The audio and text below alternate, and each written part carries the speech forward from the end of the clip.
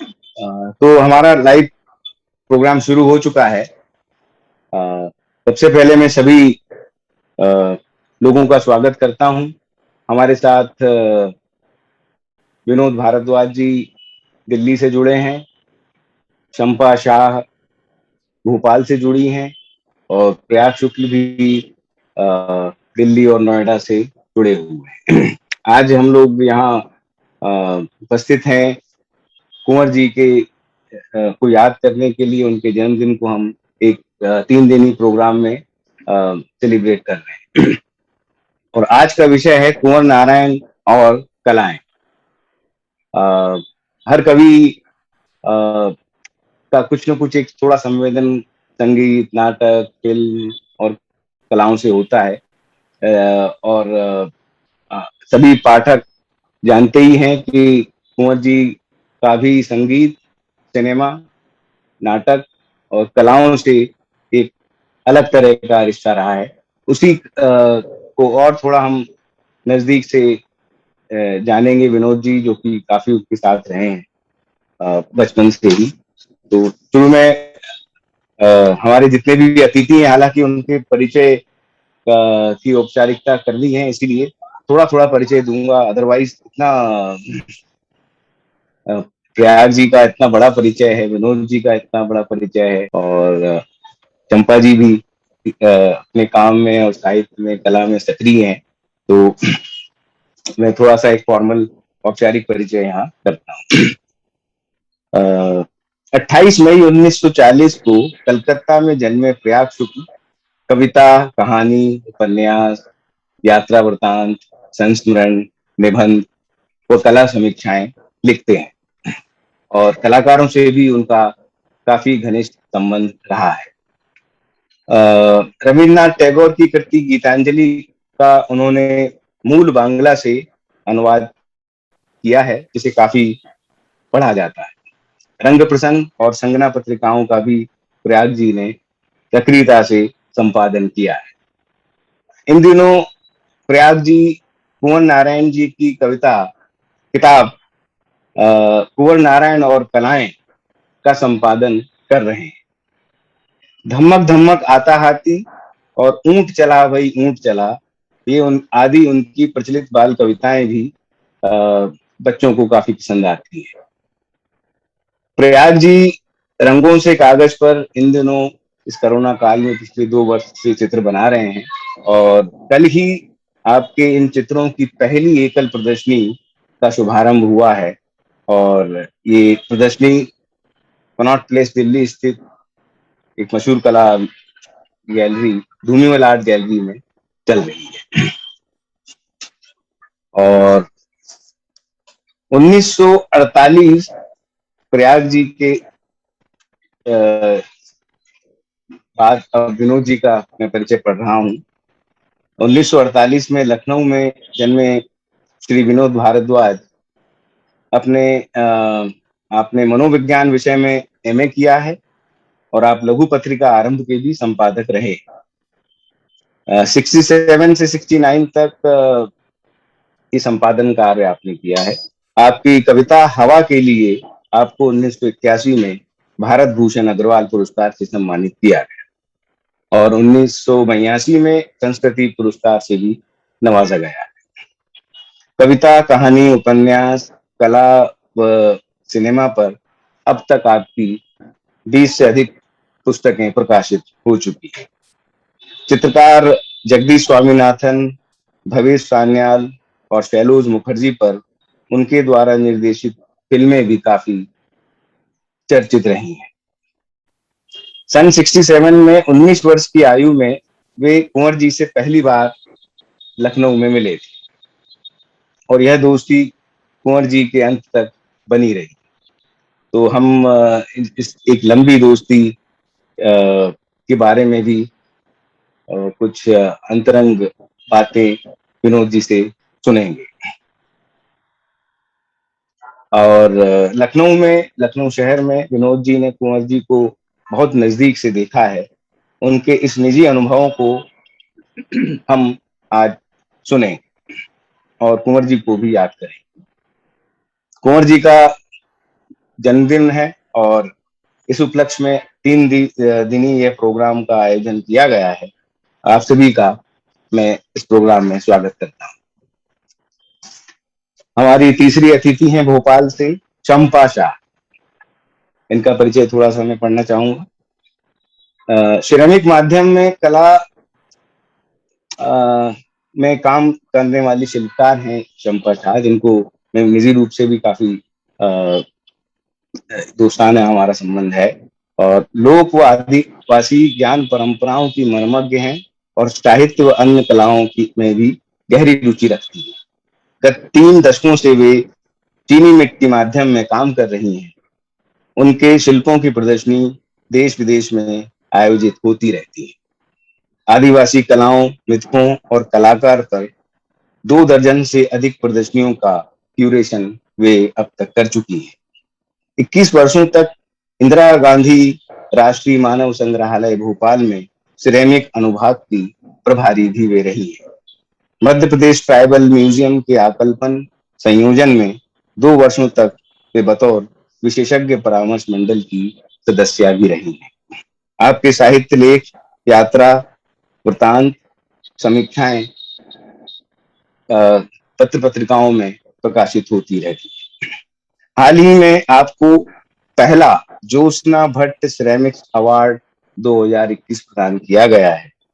Gallery arc द्वारा इस ceramic award की शुरुआत की गई है।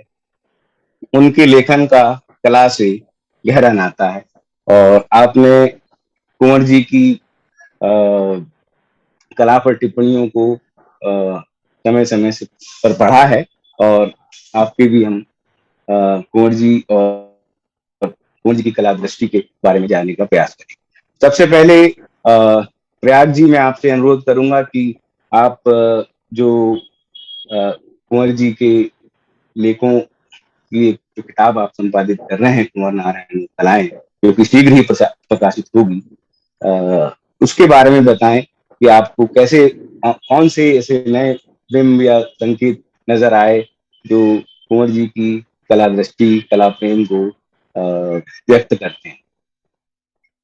धीरज, मैं कुछ कहूँ उससे पहले मैं एक कविता पढ़ना चाहता हूँ कुंवर जी की, और प्रसंगवश पढ़ना चाहता हूँ ताकि फिर अपनी बातों को और अधिक अच्छी तरह, शायद थोड़ा व्यवस्थित रूप से कुछ सोचते हुए रख सकूंगा। ये कविता है उनकी। इसका शीर्षक है एक चीनी कवि मित्र द्वारा बनाए अपने एक रेखा चित्र को सोचते हुए। और वो इसमें वो रेखा चित्र भी दिया हुआ है, आशिये का गवाह जिनका संग्रह है। तो कविता है कुंवर जी की। यह मेरे एक चीनी कवि मित्र का झटपट बनाया हुआ रेखा चित्र है। मुझे नहीं मालूम था कि मैं रेखांकित किया जा रहा। मैं कुछ सुन रहा था, कुछ देख रहा था, कुछ सोच रहा था। उसी समय में रेखाओं के माध्यम से मुझे भी कोई देख, सुन और सोच रहा था। रेखाओं में कौतुक है जिससे एक कागजी व्योम खेल रहा है।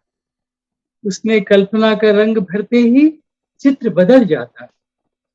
किसी अनाम यात्री की उबड़ खाबड़ यात्राओं में शायद मैं विभिन्न देशों को जोड़ने वाले किसी रेशम मार्ग पर भटक रहा।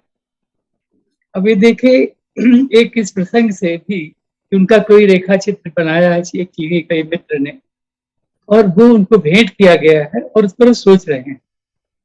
कुंवर जी का ये जो पक्ष है कलाओं के बारे में सोचने का, कुछ भी सामने उनके आने पर, मतलब वो फिल्म हो, वो नाटक हो, वो संगीत हो, वो नृत्य हो, उस पर सोचना और उस पर लिखना।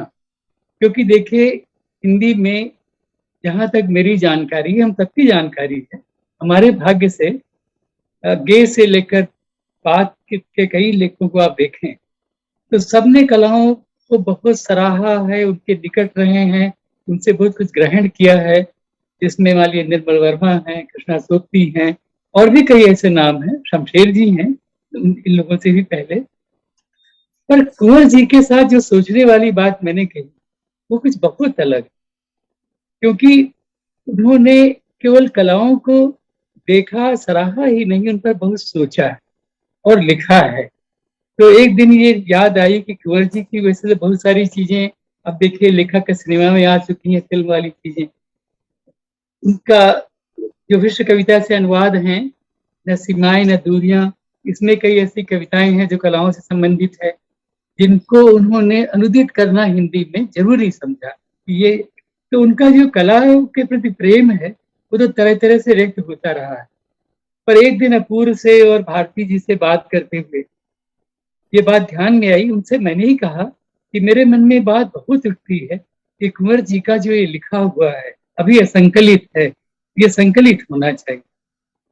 जिन उसका प्रमाण ये था मेरे पास कि जब मैं, जिनका भी आपने जिक्र किया जिन पत्रिकाओं का, तो संगना में भी उन्होंने मेरे लिए लिखा, रंग प्रसंग में कई चीजें लिखी, और उससे पहले नवभारत टाइम्स में जब मैं फीचर एडिटर था तो अभी उन्होंने लिखा, फिल्मों पर लिखा, कुछ और चीजों पर लिखा। तो ये बात लगती थी कि अभी भी बहुत सामग्री होगी जो हमारी नजर में नहीं, और वैसा ही हुआ। फिर मुझे बताया अपूर्व ने और भारती जी ने कि नहीं है, और उन्होंने मुझे लेख भेजने शुरू। मैं आपको बताऊं सीरज और मित्रों को और अपने दर्शकों को, श्रोताओं को, कि फिर से एक बड़ा अचरज, जिनमें से जरूरी नहीं कि सब छप गया हो, क्योंकि बहुत सारी चीजें उनकी डायरी भी है। डायरी से बहुत सारी एंट्रीज हैं जो बताती हैं कि वो कलाओं पर सोच रहे हैं, लिख रहे हैं, बोल रहे हैं। और इसका भी ध्यान आता रहा कि खुद हम लोगों से जब जब उनको लगा, कोई अवसर आया, तो हमसे भी लिखवाने का आग्रह किया। जब छाया नटो निकालते थे, बहुत सारी चीजें याद आने लगी। तो ये जब सब सामग्री पास आई, और फिर मैंने एक लिस्ट बनाई, सूची बनाई एक, कि उनकी कितनी कविताएं। तो अपूर्व ने ठीक ही कहा कि आप देखिए कविताएं तो ज्ञात है हम सबको शायद, ये मान लीजिए अलकाई साहब का कोई नाटक देखते हुए लिखी गई है, ये बाबा कारंत पर है, ऐसी चीजें। पर वो जो बाकी सामग्री है वो, उस पर हमको ज्यादा ध्यान केंद्रित करना है। और उसके बाद बिल्कुल सही थी, क्योंकि ये तो हमको ज्ञात है, इसको हमने बना लिया। अब वो कविताएं तो मेरे पास मान लीजिए सूची के रूप में हो गई। उसके अलावा पूर्व ने ही ठीक याद दिलाई, कुछ मुझे भी याद थी, कि उनकी कहानियों में जो प्रसंग है, जो मान लीजिए किसी जैसे खजुराहो के प्रसंग से एक कहानी है, बड़ी सुंदर कहानी, वृंदा नाम। तो मुझे लगा ये तो बहुत सामग्री है। फिर ये बताने के लिए और हमारे अपने एक पाठक के नाते ये ध्यान केंद्रित करने के लिए कि हियर इज ए राइटर, इनका सीधा संबंध बहुत सारी कलाओं और उनके रचनाकारों से रहा, न केवल रहा बल्कि उन्होंने इस पर सोचा, लिखा, तो ये संकलित होगा। ये सोचकर मैंने उसको बनाना शुरू किया, बना रहा हूँ। और हम लोगों ने सोचा है कि इसके में हमको जल्दी नहीं करनी, पर बहुत देर भी नहीं करनी। तो जो सामग्री मेरे पास आ गई है उसके बारे में बताने का बहुत अवसर तो नहीं है, पर संक्षेप में बता दूं आपको। जैसे एक उनका लेख है नाटकों, मैं सीरज, वो इतना सुंदर लेख है कि मैं चकित रह गया। उसमें खाली ये नहीं है नाटक, दर्शक, नाटक की जो इकोनॉमी होती है किसी रंगकर्मियों की, कैसे करेंगे, क्या करेंगे, पैसा कहाँ से आएगा, दर्शक कहाँ से जुटेंगे, ये सब तो है ही। उसके बाद फिर इस पर बहुत एक चिंतन है कि क्या हम यहीं रुक जाएंगे, अगर हमारे सामने समस्याएं हैं तो क्या हम यहाँ रुक जाएं।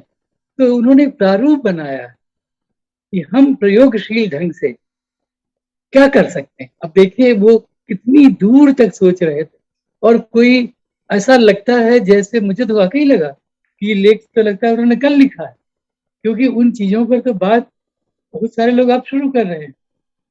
जो बातें कुंवर जी ने एक जमाना पहले कहना चाहिए, क्योंकि बहुत हाल का नहीं वो लेख, जो फाइलों में उनकी मिला है उसको पढ़ते ही लग, उसने शायद ये सन भी दिया हुआ, ईयर दिया हुआ है, इसमें अभी ध्यान नहीं है मुझे कि वो ठीक कौन सा है, पर पुराना है। तो अब ये देखिए, इसमें लगने पर मुझे बहुत आनंद आ रहा है। एक तो ये अपनी बात आपसे साझा करना चाहता हूँ। आनंद इसलिए आ रहा है कि ये सामग्री हमारे बहुत काम की, एक पाठक के नाते कह रहा हूँ, कि जो छिटपुट तो हम पढ़ते रहते हैं, ये भी जानते हैं कि मान लीजिए लोग किसी लेखक ने लिखा कि हम अमुक दिन ये देखने गए। एक और नाम ध्यान आया इसी तरह जो रमेश चंद्र शाह जी का है। रमेश चंद्र शाह जी के यहाँ भी ये है, उनसे ही मैंने बहुत लिखवाया और उनमें से कई डायरी की एंट्री से वो टिप्पणियां लिखी कि वो लंबी हो। तो कुंवर जी ने भी ऐसा ही किया है। तो ये जो सामग्री है डायरी में, उनके लेखों में, अप्रकाशित लेखों में, प्रकाशित लेखों में, क्योंकि मैंने ये भी तय किया है कि इस किताब में वानगी के रूप में, संदर्भ के रूप में, रेफरेंस की तरह, और जिससे पाठक इसको और ज्यादा खोज सकें, हम जो सामग्री प्रकाशित है उसमें भी कुछ तो लेंगे। मान लीजिए मैंने कल सोचा है कि मैं उनकी फिल्म रिव्यू से कोई रिव्यू लूंगा, दो लूं, एक लूं, ये कोई लेख उनका लूं, और फिर देखिए ये सब बातें भी ध्यान में आने लगी जिसके बारे में विनोद जी भी अच्छी तरह बताएंगे। तो कल उनसे मेरी चर्चा हो रही थी कि वो इतना निकट रहे हैं और वो अपने अनुभव बताएं जो उन्होंने देखा कुंवर जी को फिल्म देखते हुए, संगीत सुनते हुए, नृत्य का कोई कार्यक्रम देखते हुए। तो ध्यान में बात आई कि देखिए Kunwar ji he was not dead here. एक बार विनोद को भी याद होगा, हम सबको याद है कि कैसे वो अंतरराष्ट्रीय फिल्म समारोह में रोज आते थे सिरी फोड़। और एक बार जिसमें विनोद जी भी थे, विष्णु खरे थे, मैं था, कलकत्ता आए थे वो। तब वो कलकत्ता ही थे, इसलिए कलकत्ता ही कह रहा हूँ, कोलकाता नहीं कह रहा। अब उसको तो उसका नाम है कोलकाता है। और वहां रहे थे, और मैं बल्कि एक आध बार मैंने पाया कि मित्रों से कहीं बातचीत में अगर उलझ गया तो शायद मैं कोई फिल्म मिस कर देता था। उन्होंने कोई फिल्म मिस नहीं, मतलब सलाह भी वो करते थे। मान लीजिए विनोद जी से पूछा कि भाई क्या देखना है, विनोद जी से वो बहुत सारी सलाह इस तरह की लिया करते थे। इसका मुझे पता है क्योंकि कई बार वो मेरे सामने भी होती थी कि मतलब ये फिल्मों के बारे में खास तौर पर चर्चा भी इन लोगों की बहुत होती थी। तो ये किताब आएगी, इसकी मुझे बड़ी खुशी है। मैं उससे जुड़ा हूँ और उसको कर रहा हूँ, धीरे धीरे ही नहीं, अब थोड़ा लग कर रहा हूँ, क्योंकि वो इस साल के अंत तक आ जाए, ऐसी हमारी योजना है। तो मैं चाहता हूँ कि और लोग बोलें, फिर मैं भी कुछ बोलूंगा अगर अवसर रहा तो। जी जी, जरूर जरूर, बिल्कुल। आपने प्रयाग जी कुछ कहा। यहाँ पर उनकी एक कहानी संग्रह है, आकारों के आसपास। इसकी भूमिका से मैं कुछ 3 लाइनें पढ़ना चाहूंगा, जो कि यहाँ पर ठीक रहेंगी।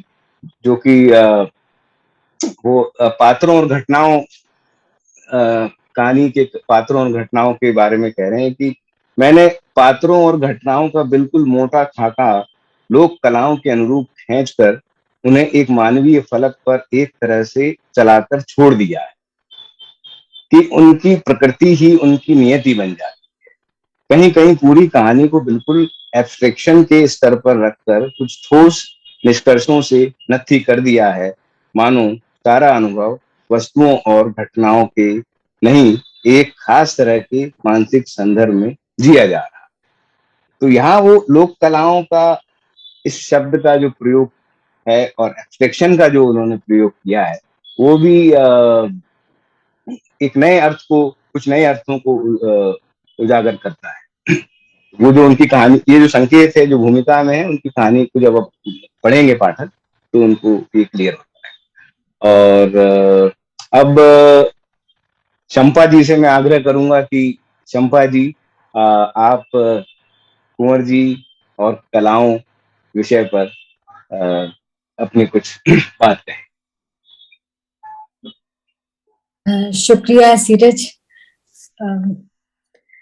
दरअसल अभी तुमने कहानी की बात करी, कहानी की उनकी जो जिस किताब का जिक्र किया, वो संभवतः मैंने सबसे पहले मेरा साहित्यकार के रूप में कुंवर जी से परिचय उसी संग्रह से हुआ था। मैंने उनकी कविताओं से पहले उनकी कहानियां पढ़ी, और मैं कहना चाहिए कि मैं उनकी कहानियों की को पहले मैंने उनकी कहानियों में जिस एब्स्ट्रैक्शन की उन्होंने बात कही है, मतलब मुझे वो कहानियां इतनी अलग किस्म की कहानियां लगी थी। मुझे ख्याल है कि गुड़ियों का खेल नाम की एक कहानी है उसमें, और मुझे लगा था कि जो कहानी को लिखने का जो प्रचलित खास तौर पे हिंदी पर जिसका आग्रह रहता है बहुत ज्यादा, उससे बिल्कुल हटकर वो एक तरह से कहना चाहिए कि हमारे भीतर चल रहे, हमारे अंतर जगत की, हमारे अंतर मन की किन्हीं भावनाओं को अचानक से को मूर्त करने की एक तरह से कोशिश है। उसमें उसमें जो किरदार है, जो लड़की है जो गुड़िया बनाती है, उसको उन्होंने कलाकार ही कहा है उसमें, और उसकी गुड़िया को बिल्कुल एक कलाकृति के रूप में ही वो देखते हैं। और तो उन्होंने खुद मैं पढ़ रही थी शायद किसी साक्षात्कार में, उन्होंने कहा है कि उनके यहाँ एक तरह से कहानी में अमूर्तन की हट है। तो मैं उस पर सोच रही थी कि अमूर्तन से उनका क्या अर्थ होगा, क्योंकि वो बहुत कैटेगोरिकली ये लिखते हैं कि कविता और साहित्य मात्र उनके लिए शब्दों के माध्यम से जीवन को ही देखने का, उसे बहुत बारीकी से, बहुत सूक्ष्मता से जीवन को देखने का, जीवन को भी और उसके आर पार देखने का। ये शायद विनोद जी से हुई बातचीत में ही उन्होंने साक्षात्कार में ही ये कहा है। और तो ये जो जीवन यानी उसको वो कह रहे हैं लगातार कि जीवन को केंद्र में रहना है, मनुष्य को केंद्र में रहना है, उस संदर्भ से नहीं हटना है, किंतु ये जो देखना है ये केवल जो भासमान है, जो दृश्यमान है उसे नहीं, बल्कि एक तरह से जो अंतर जगत है, जो छुपा हुआ है, जो हमारे भीतर है, उसे व्यक्त करने की। तो मुझे लगता है उनकी कहानियों में सबसे ज्यादा मुझे ये बात लगी इसकी सारी कहानी। बल्कि मैं एक कहानी में से एक छोटा सा मैंने टुकड़ा चुना है, संधि नाम की कहानी है। उसमें से मैं पढ़ती हूँ एक 2 पंक्तियां। मैं बाबा की झुर्रियों भरे चेहरे को देख रहा था, जैसे वो उनका चेहरा नहीं, बुढ़ापे का सनातन चेहरा हो, कटी हुई फसल के बाद एक खेत की तरह धूप में सूखता हुआ। तो ये इतना बिंबात्मक है और इतना चित्रात्मक, एक तरह से चित्र ही है। कल जब मैं और तुम बात कर रहे थे तो हम कह रहे थे कि जो उनकी कविताएं किन्हीं कलाओं पर है, संगीत पर है या चित्र पर है या शिल्प पर है, वो तो ठीक ही है, पर जहाँ वे बिंब रचते हैं और ऐसे बिंब रचते हैं जो आज मैं फिल्म में देख रही थी, जो तुम्हारी फिल्म में, पलक की फिल्म में, और जो फिल्मों में आ रहे थे, वो कविताएं भी बिल्कुल एक तरह से चित्र बनाती हुई हैं। और इस कहानी में भी ये जो है, फिर इसी कहानी में एक जगह आता है कि बाबा के घर की खुरदुरी सादगी। तो ये जो खुरदुरी सादगी है, ये जो लगभग उसकी हाथ लगाने वाली, जो उसकी उसको बिल्कुल इंद्रिय गोचर बना देती है, एक बिल्कुल यानी एक अमूर्त को मूर्त करना, एक भावना को मूर्त रूप देना एक तरह से। उनकी एक और कहानी है सीमा रेखाएं। वो तो मुझे लगता है कि 2 बातें मुझे उनके संदर्भ में बहुत महत्व की लगती हैं। एक ये उनका खुद समीक्षक होना, एक आलोचक होना, उनकी सारी कलाओं में जो रुचि है, जो पूरे तमाम है, वो तो बहुत महत्व की है ही, पर उसके साथ में वो आलोचक हैं। किसी से उन्होंने कहा भी है कि वो कविता लिखने के बाद बहुत दिनों तक उसे छपाते नहीं थे, क्योंकि वो फिर उसे एक डिस्टेंस से, एक दूरी स्थापित करके, एक समीक्षक के नाते भी उसे जांचना परखना चाहते हैं। तो ये उनके बारे में बहुत ही विशिष्ट है। ये उनकी कविता में भी ये एक खास पैनापन, एक खास धार लाता है, और कहानियों में तो बहुत ही धार लाता है। मुझे लगता है कि ये जो विरोधाभास हैं, जो अंतर विरोध है, जीवन के जो अंतर विरोध हैं, जो जीवन का जो बहुत ही संश्लिष्ट रूप है, जिसमें विरोधाभास अंतर्निहित है, उन विरोधाभासों को जिस तरह से वो लाते हैं अपनी कहानियों में, चाहे ये गुड़िया गुड़िया का खेल हो, चाहे संधि हो, चाहे वृंदा हो, या फिर ये सीमा रेखाएं नाम की जो कहानी है, उसमें तो इतना माने इतना जबरदस्त सटायर है और एक ट्रैजिक कॉमिक का ऐसा, यानी कि उसे ट्रैजिक कहेंगे कि कॉमिक, मतलब जैसे चार्ली चैपलिन की फिल्मों को हम लगातार हंसते हुए देखते हुए अंत में हम अपने को हठात एक स्तंभित पाते हैं, उस तरह से लगभग इस सीमा रेखा कहानी में भी होता है, जिसमें ये बात हो रही है कि सीमा, और तुम्हारी फिल्म को देखते हुए जिसमें तुम वो चित्र में नक्शा बना रहे हो पोलैंड में, उसको देखते हुए तो मुझे ये कहानी मैंने अभी थोड़े दिन पहले पढ़ी थी, उसकी बहुत ही याद आई, क्योंकि इसमें सीमा रेखा की बात हो रही है, दो देशों के बीच में सीमा रेखा खो गई है और किसी भी तरह से नहीं मिल रही है, और अचानक से खबर आती है कि वो सीमा रेखा मिल गई है, लेकिन धरती पर नहीं, एक नक्शे में मिली है। और फिर बहुत गजब का, मैं उसमें से एक कोटेशन पढ़ती हूँ, एक बहुत बड़ी मेज, दुनिया से भी ज्यादा बड़ी मेज पर एक छोटा सा नक्शा फैलाकर चारों ओर तमाम विशेषज्ञ बैठ गए। नक्शे में तमाम सीमा रेखाओं की इतनी जबरदस्त घिचपिच थी कि पता नहीं चलता था कि कौन सी रेखा देश की या किसी जाति की सीमा थी। एक साधारण व्यक्ति से लेकर पूरी मानव जाति तक की सीमा रेखाओं का एक ऐसा महाजटिल जाल फैला हुआ था कि उसके नीचे पूरी पृथ्वी लगातार ढक सी गई थी। देशों में ही नहीं, अब तो घर घर में भी हर व्यक्ति परेशान था, दो के बीच एक सही सीमा रेखा की तलाश में।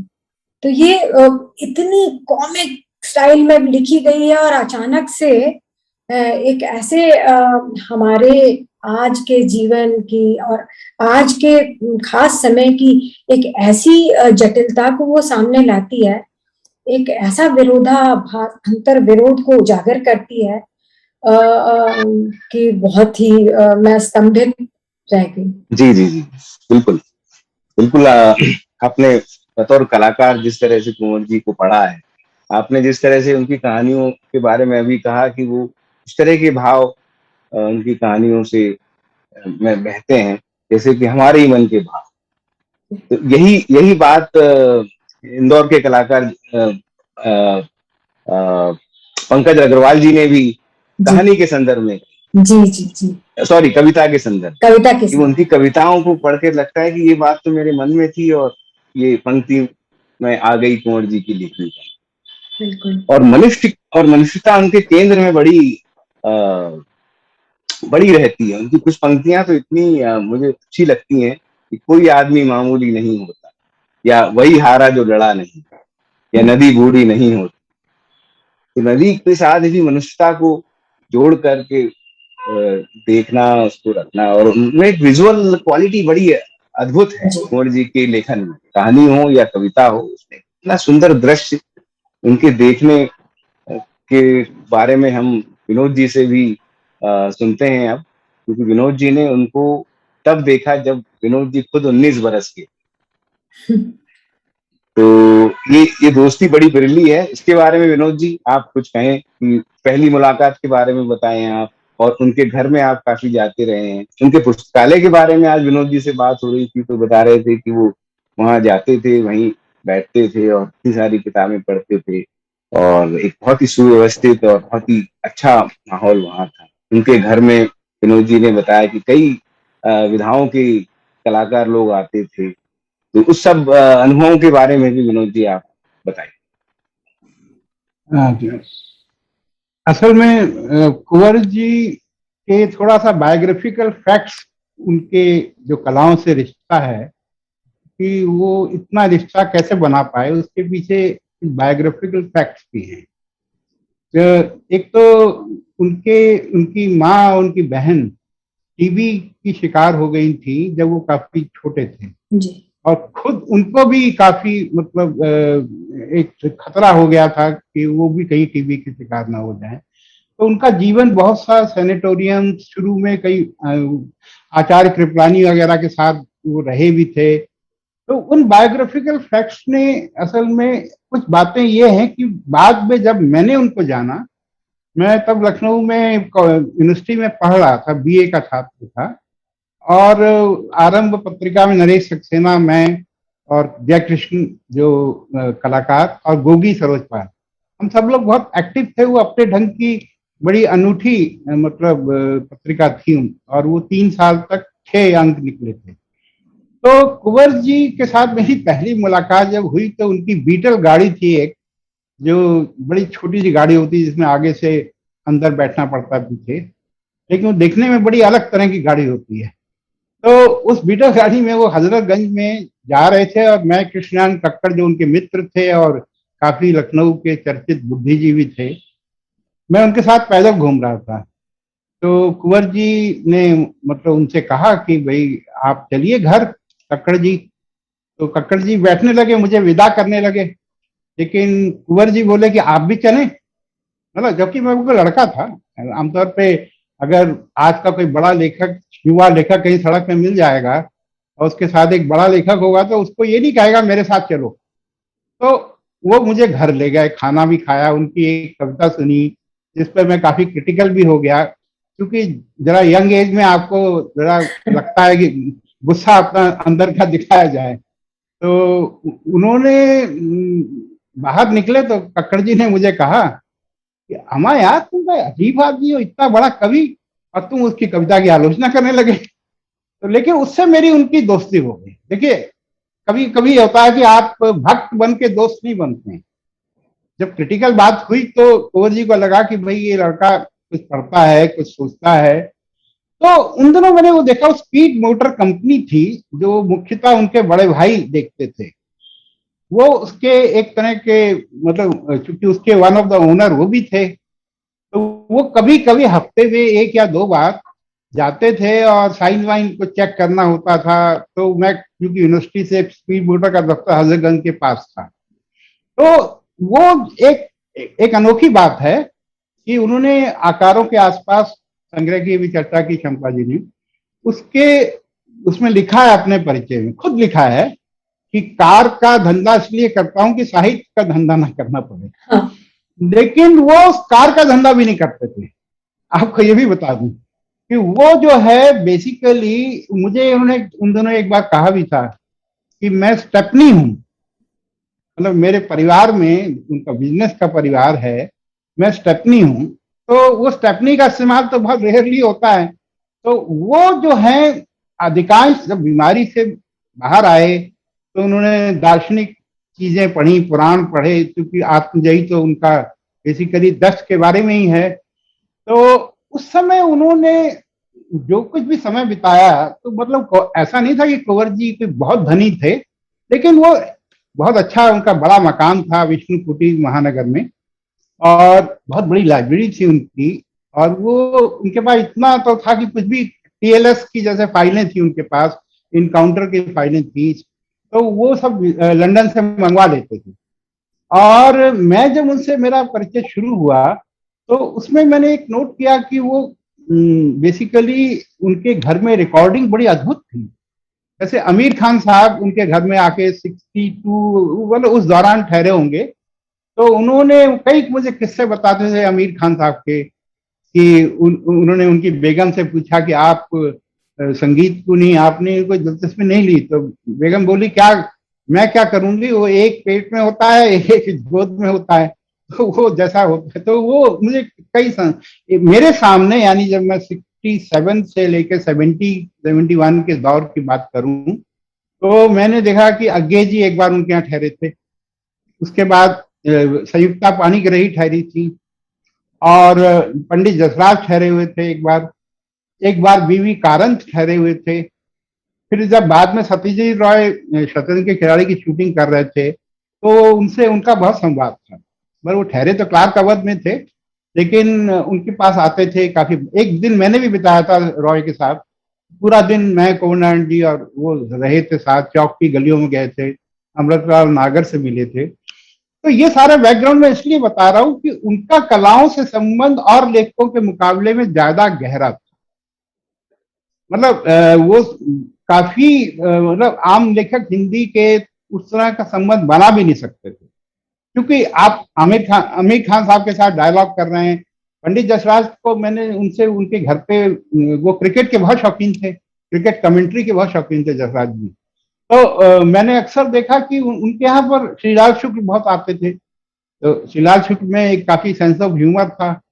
तो वो जो दौर था उसमें कई कलाओं से उनका जो रिश्ता है, वो सिनेमा से रिश्ता मैंने देखा कि वो सबसे अधिक उनको वो करता था। मतलब वैसे तो वो संगीत के बहुत गहरे जानकार थे, और उन्होंने लिखा भी है। जो मेरा इंटरव्यू जिसकी संभवतः शंपा जी चर्चा भी कर रही थी, पूर्व ग्रह में, वो बहुत लंबा इंटरव्यू छपा था, और उसमें एक जगह पे उन्होंने कहा भी है, जब ये संगीत को लेके बात है, क्योंकि फ्रेंच पोइट मलारमे ने मतलब वागनर के संगीत के साथ एक सीधा संबंध बनाने की कोशिश की थी। और तब वागनर जो है हिटलर नहीं था तब, मतलब क्योंकि वागनर के हिटलर का जब प्रेम शुरू हो गया तो लोगों ने वागनर को सुनना बंद कर दिया था। एक लंबे समय तक उनके संगीत को मतलब एक दूसरे ढंग से देखने लगे थे। लेकिन उसमें उन्होंने डाउट किया है कि मतलब मलारमे ने उस संगीत से क्या लिया होगा, कितना लिया होगा। मतलब ये एक होता है, देखिए जो मैंने किताब एडिट की थी एकेडमी के लिए, ललित कला, उसका नाम था कलाएं आसपास, वो उसका विषय यही था। उसमें मैंने गुलाम शेख, कुंवर नारायण जी, केदारनाथ सिंह और रामचंद्रन सबसे लिखवाया था। तो इन लोगों ने एक जगह में, गुलाम शेख ने एक इंटरेस्टिंग कमेंट किया है उसकी छोटी सी टिप्पणी में। उनका कहना है कि कोई कला शुद्ध नहीं होती, और जो मतलब मनुष्य भी शुद्ध नहीं होता, क्योंकि उसमें भी कई नस्लें होती हैं। तो उनका ये कहना था कि ये, क्योंकि उन दिनों ये रविशंकर वगैरह ने एक इंटरव्यू में बात कही थी कि जैसे, क्योंकि संगीत के लोग थोड़ा सा अपनी शुद्धता पे बहुत गौर करते थे। उनको लगता था कि दूसरी कलाओं से आवाजाही हम करेंगे तो वो शायद हमारी शुद्धता पर वो होगा। लेकिन बेसिकली चूंकि इसी किताब में जो कुंवर जी की सबसे पहली टिप्पणी है, जिसकी पहली लाइन मैं यहाँ पढ़ूंगा, किसी भी कला का जीवन अपने में अकेला होते हुए भी संदर्भ बहुल भी होता है। यानी कि उसका जीवन तो अकेला ही है, लेकिन वो संदर्भ बहुल जो है उसको दूसरी कलाओं से जोड़ते हैं। आप ये सब लोग ये कहते हैं भारतीय मनीषा में या भारतीय सोच में ये तो कोई नई बात नहीं है कलाओं का अंतर संबंध। जैसे उनको लगता है कि वेस्ट में इतना नहीं रहा है जितना कि हमारे यहाँ रहा है। लेकिन खैर मैं इस तरह की बहसों में नहीं आता, पर मेरा दिमाग में ये बात आई कि सिनेमा ऐसा विधा थी, क्योंकि उन दोनों देखिए, हम लोग मेफेयर सिनेमा था लखनऊ में, और उसमें हम लोग जाते थे, और उन दोनों अंत्योनोनी और इन सारे डायरेक्टर्स की, फेलिनी वगैरह की फिल्में मतलब आ गई थी, थोड़ी बहुत मार्केट में देखने को मिल जाती थी। जैसे अंत्योनोनी ने ब्लो अप और जबरदस्ती पॉइंट उन दोनों बनाई थी, तो वो हॉलीवुड के सिस्टम से रिलीज हुई थी, तो हम लोग उसे देख सके। फिर लखनऊ में एक हंगेरियन फिल्म फेस्टिवल हुआ था, जिसमें कि मैंने मिक्लोश यांचो की फिल्म देखी थी, जो होपलेस वंस, उसकी अद्भुत फिल्म है। मेरा ख्याल है सिनेमा की लैंग्वेज का पहला पार्ट करना हो तो उस फिल्म पर, जिसको दो नाम है उसके, लेकिन होपलेस वंस नाम से मशहूर है वो, और उसको देख के मुझे लगा, और सब कुंवर जी से बात होती थी, हम लोगों ने उसी में आले रहने की फिल्म देखी थी, और उसमें रॉबर्ट ब्रेसा की मोशेद देखी थी। ये सारी फिल्में ऐसी हैं जो उस दौर की बहुत प्रतिनिधि फिल्में हैं। मतलब मोशेद को कई लोग बहुत बड़ा मतलब फिल्म का वो मानते हैं। तो वो एक लड़की की कहानी है जो कि अंत में आत्महत्या कर ली थी, ब्लैक एंड व्हाइट फिल्म थी। तो ये जो, मैं जब लखनऊ से बॉम्बे गया, क्योंकि मुझे रघुवीर साहब दिनमान में लेना चाह रहे थे, लेकिन उन दिनों टाइम्स ऑफ इंडिया का नियम था कि डायरेक्ट नहीं अपॉइंटमेंट करेंगे सब एडिटर का, तो वो एक एग्जाम देना पड़ता था, फिर बॉम्बे में ट्रेनिंग होती थी। तो मैं बॉम्बे एक साल रहा, तो रघुवीर जी चाहते थे मैं दिनमान में आ जाऊं, फौरन आ जाऊं, लेकिन धर्मवीर भारती मुझे चाहते थे कि बॉम्बे रहूं। वो कहते थे कि दिल्ली में तुम फ्रस्ट्रेट हो गए अंत में, और बॉम्बे में, चूंकि कमलेश्वर भारती का ये सोच था। लेकिन मैं चूंकि दिनमान में काम करना चाह रहा था, तो जब मैं दिल्ली आया तो एक बड़ी बात ये हुई कि 1975 में फिल्म फेस्टिवल अचानक इंटरनेशनल अनसेंसर्ड फिल्में बड़े स्तर पे रेगुलर दिखाना शुरू हुई भारत में। उससे पहले मतलब फ्रीडम 52 में और या 67 में 65 में कुछ फेस्टिवल हुए थे जो काफी निर्णायक भी थे। जैसे बाइसिकल थीफ देखकर तो बहुत लोगों ने फिल्म बनाना सीखा जब वो पहले इंटरनेशनल फेस्टिवल बॉम्बे में दिखाई गई। तो कुंवर जी को मैंने जब कहा कि भाई ये इंटरनेशनल फेस्टिवल में बहुत बड़ी बड़ी फिल्में हैं, क्योंकि फेलिनी की फिल्म अमारकोट, स्टैनले क्यूब्रिक की क्लॉकवर्क ऑरेंज, तो ये फिल्में वहां पर थी उस 75 के। तो मैंने देखा कि कुंवर जी लखनऊ से फौरन आ गए जब उन्हें फिल्मों की लिस्ट मालूम पड़ी। लेकिन चूंकि मैं एक दिनमान का एक्रेडिटेड जर्नलिस्ट था, तो मुझे तो प्रेस के कार्ड से एक अलग तरह के टिकट मिलते थे या फॉरेन एंट्री मिलती थी। कुंवर जी जो उस समय तक एक मतलब एक साधारण दर्शक की तरह फिल्म देख सकते थे। तो मैंने देखा कि वो बेचारे मतलब इतना सीनियर राइटर और लंबी लाइन में खड़ा हुआ है मार्च का टिकट खरीदने के लिए। एक बात तो मुझे याद है कि वो जो वसंत विहार में प्रिया सिनेमा है, उसकी एक फिल्म की टिकट के लिए उन्होंने इंदु जैन, उनकी कजिन थी जो टाइम्स ऑफ इंडिया की मालकिन थी, तो वो पूरी उन्होंने प्रबंध कराया, लेकिन तब भी लाइन लगानी पड़ रही थी वहां। तो फिर मैंने उनको सुझाव दिया कि आप एक एक्सपीडिशन करा लीजिए। सारिका में नंदन जी को मैंने कहा कि वो आपके लिए लिखेंगे, आपके लिए बड़ा अच्छी बात है। तो इस तरह से उनका फिल्म लेखन की कहानी ये। वो शायद इतना फिल्म लेखन करते भी ना, जैसे मतलब वो कभी संगीत पर या कभी दूसरी कलाओं पर टिप्पणियां करते थे, लेकिन जो इंटरनेशनल सिनेमा से उनका सरोकार हुआ, क्योंकि तब ये जब वो भी जर्नलिस्ट बन गए, मतलब ऑफिशियली उनका एक कार्ड बन गया, तो हम दोनों फिर काफी फिल्में साथ देख सकते थे। तो मैंने देखा कि उन दोनों फिर विष्णु खरे भी बाद में इसी दुनिया में आ गए। तो हमने जितना सिनेमा से सीखा, क्योंकि सीखा तो रघुवीर साहब की कविता पर सिनेमा का बहुत असर है, उनकी जो सिनेमेटिक है उनकी बहुत सी चीजें, लेकिन कुंवर नारायण जी के सोच पे सिनेमा का बहुत असर है। वो कविता पे इतना डायरेक्ट नहीं है, मतलब वो उनके लेखन पे, कहानियों में, इन सब में दिखेगा आपको, लेकिन उनका सोच जो था, क्योंकि कुंवर नारायण उन लेखकों में से हैं, उन मतलब एक ऐसी दुनिया के वो व्यक्ति हैं जो पूरी तरह से, मतलब मुझे लगता है कि जैसे हर सारी कलाओं से बहुत जुड़े हुए होकर भी साहित्य उनकी मतलब कला तो साहित्य ही थी। और मैं अक्सर कोट करता हूँ कुरोसावा की आत्मकथा में, ये लिखा है उन्होंने, बहुत बढ़िया बात कही है कि एक बच्चा था, एक साहित्यिक बहुत बड़े लेखक का, 13 साल की उम्र में उसने एक लिखा माई डॉग। तो उसने लिखा कि माई डॉग इससे मिलता है, मेरा उससे मिलता है, इससे मिलता है। आखिर में वो कहते हैं कि भाई आखिर मेरा कुत्ता है, वो कुत्ता ही इसे मिलता है। तो वो कहते हैं कि सिनेमा भी यही है कि सिनेमा कहते हैं पेंटिंग से है जुड़ा, फिर कहते हैं म्यूजिक से, आर्कियोलॉजी से, मतलब सिनेमा के रिलेशन तो सबसे अधिक, सिनेमा ऐसी विधा है तो सबसे आखिर में आई है और उसमें सारी विधाओं की चीजें ली हैं।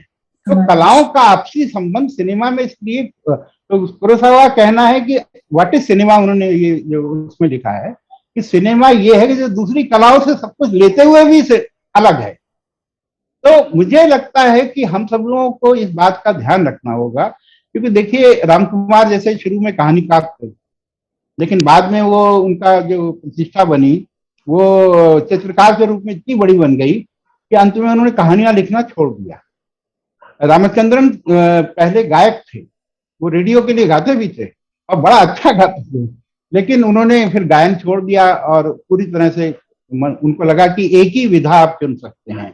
कुछ उदाहरण हैं, जैसे गुलाम मोहम्मद शेख का है कि जो आज तक अपनी कविता के साथ भी जुड़े हैं, अपने लेखन से भी जुड़े हैं और अपनी कला के साथ जुड़े हैं। भले उनको आज नाम तो कला से ज्यादा मिल रहा है, लेकिन गुजराती में चूंकि परंपरा थोड़ी अलग है हिंदी से, तो मैंने देखा है कि कुछ ही कलाकार लोग हैं जो दोनों विधाओं में सक्रिय रहते हैं। लेकिन पेंटिंग पोइट्री का रिश्ता बहुत गहरा है, और पोइट्री जो है, मैंने देखा कि एक किताब में देख रहा था, राइटर्स ऑन आर्टिस्ट, तो उसमें कितने दुनिया भर के कवियों ने कलाकारों पे लिखा है, या कलाकारों, चाहे वो जिबेग्नी हर्बर्ट हो पोलिश, या चाहे वो फ्रेंच अपोलिनेयर हो, या बॉडलेयर हो, या कोई भी हो, मलार में हो, रिल्के तो आपको पता ही है कि हृदय के साथ काम करते थे। तो कुंवर नारायण के संदर्भ में ये बात इम्पोर्टेंट है कि वो कलाओं का जो उनका रिश्ता था वो बस एक शायद वेस्टर्न क्लासिकल म्यूजिक से वो दूर थे, क्योंकि वो इंडियन क्लासिकल म्यूजिक से काफी जुड़े हुए थे। और जैसे अशोक वाजपेयी के साथ भी यही है कि वो वेस्टर्न क्लासिकल नहीं पसंद करते या नहीं सुनते हैं, लेकिन भारतीय संगीत के वो काफी मतलब वो हैं।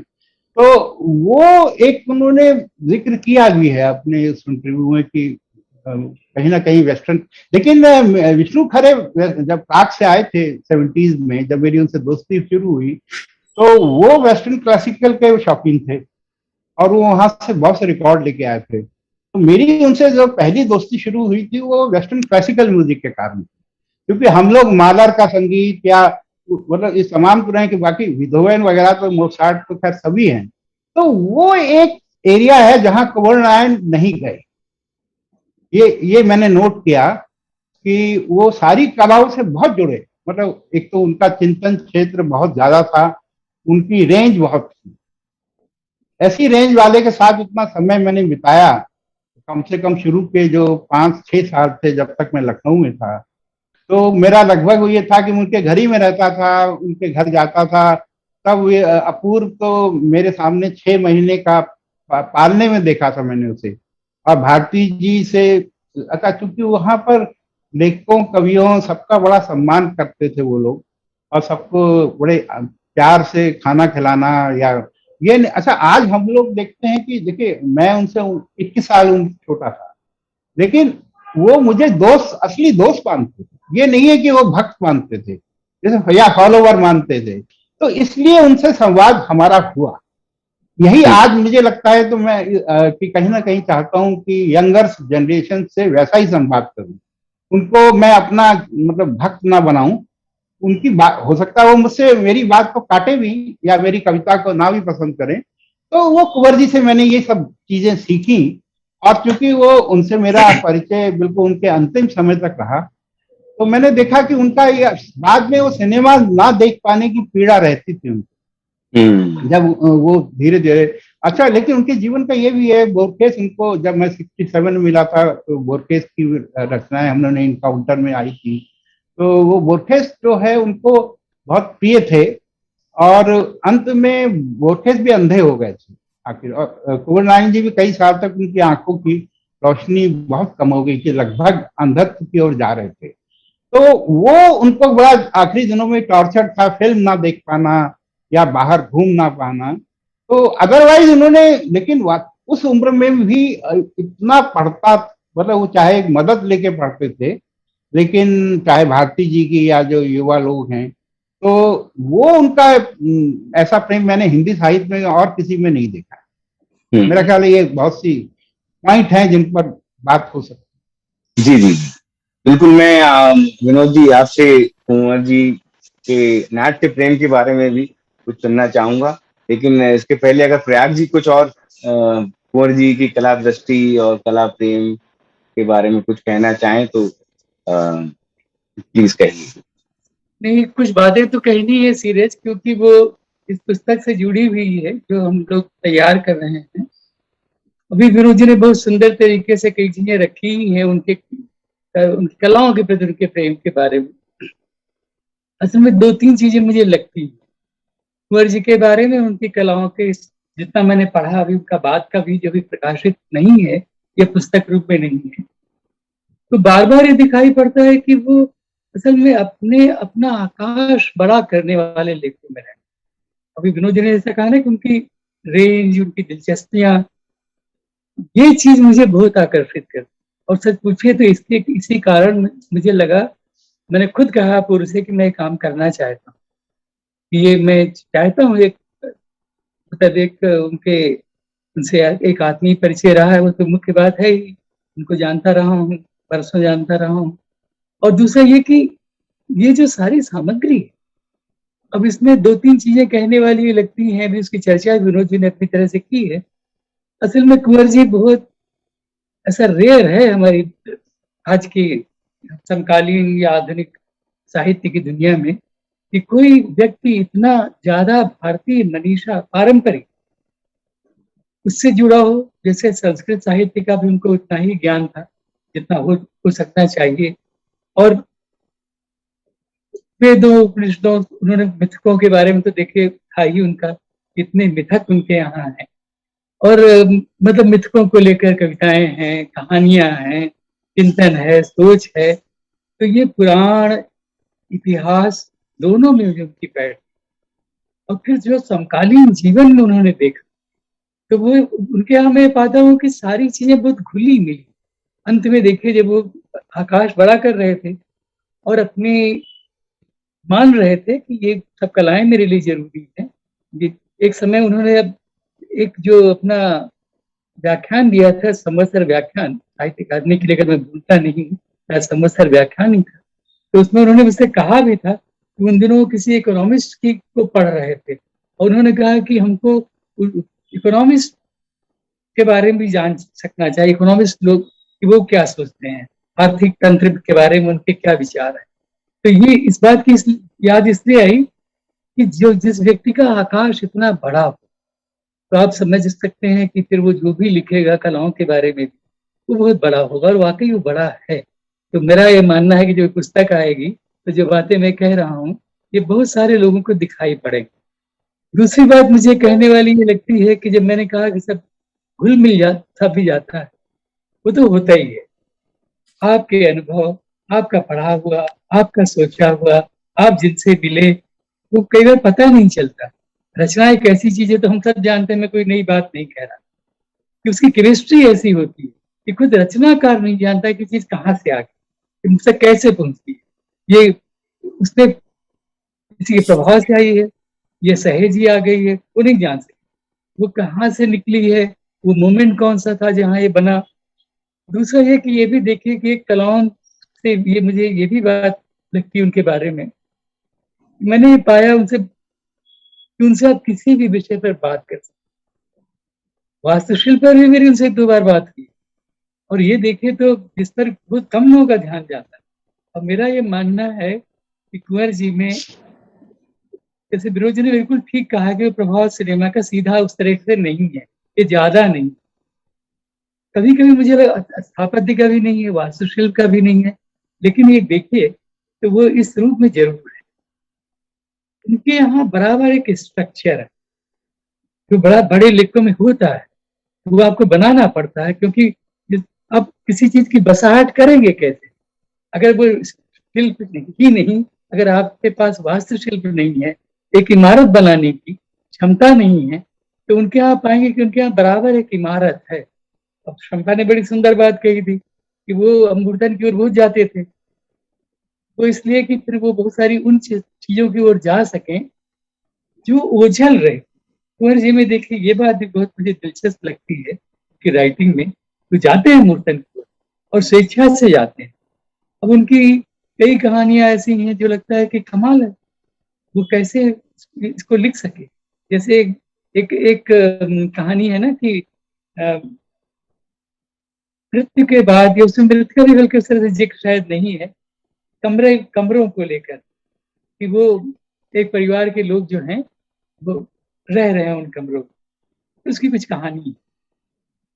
तो ये सोचने की दिशा तो लगातार वो खोल सके, वो जानते थे कि इसलिए भी संभव है कि मैं इधर जाऊंगा तो शायद कुछ और मिलेगा। वो अपने स्ट्रक्चर को, रचनाओं के स्ट्रक्चर और अपने भीतर की भी व्यवस्था, व्यवस्थित व्यक्ति भी थे।